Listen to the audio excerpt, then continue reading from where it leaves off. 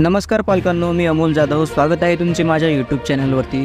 मित्रांनो, आजचा माझा जो लेटेस्ट व्हिडिओ आहे त्यावरती मला भरपूर साऱ्या कमेंट येत आहेत. त्या कमेंटमध्ये पालकांचं म्हणणं आहे की तुम्ही सांगितलं होतं की 7 जून रोजी लॉटरी काढली जाईल असं तुमचं सांगणं होतं.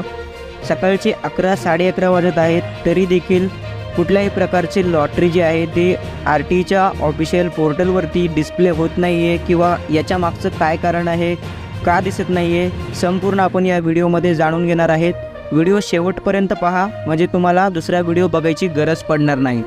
पहा मित्रांनो, काय झालेलं आहे, RTचे जे काही प्रवेश आहेत त्या प्रवेशांना संरक्षण द्या असं खाजगी शाळांच्या संघटनेची मागणी जी आहे ती करण्यात आलेली आहे. त्यांनी उच्च न्यायालयामध्ये धाव घेतलेली आहे.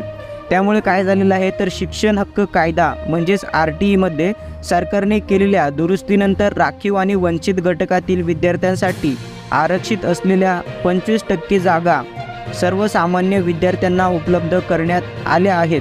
परंतु उच्च न्यायालयाने सरकारच्या नियमाला स्थगिती दिल्याने या जागा धोक्यात आल्या असून त्यांना संरक्षण द्यावे अशी मागणी खाजगी शाळांच्या संघटनेने केलेली आहे उच्च न्यायालयात. तर त्यामुळे काय झालं तर या मागणीसाठी असोसिएशन ऑफ इंडियन स्कूलने बुधवारी उच्च न्यायालयात धाव घेतलेली आहे. तसेच पूर्वीच्या नियमानुसार 25% राखीव जागांसाठी काढण्यात येणाऱ्या लॉटरीबाबत दिलासा देण्याची मागणी केली आहे.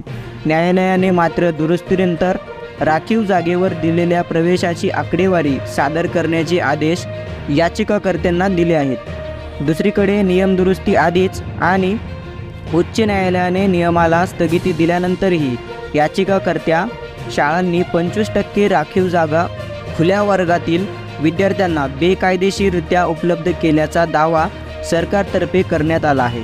तसेच 25% आरक्षित जागांसाठी काढण्यात येणारी लॉटरी 7 जून रोजी काढली जाईल असे स्पष्ट करून याचिकाकर्त्यांच्या याचिकेला विरोध केला आहे.